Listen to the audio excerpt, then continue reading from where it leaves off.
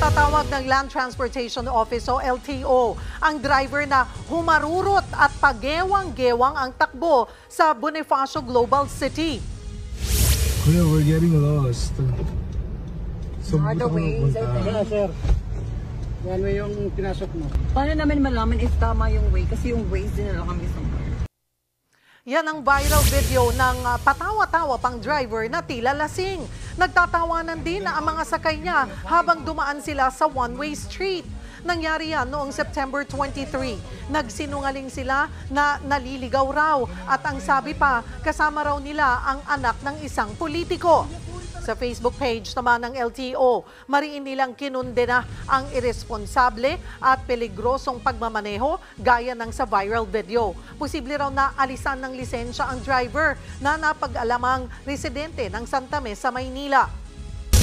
Mga kapatid, Cheryl Cosim po, huwag maging huli at maging una sa lahat sa balitaan. Para sa tuloy-tuloy na talakayan sa Frontline, mag-follow at mag-subscribe sa social media pages ng News 5.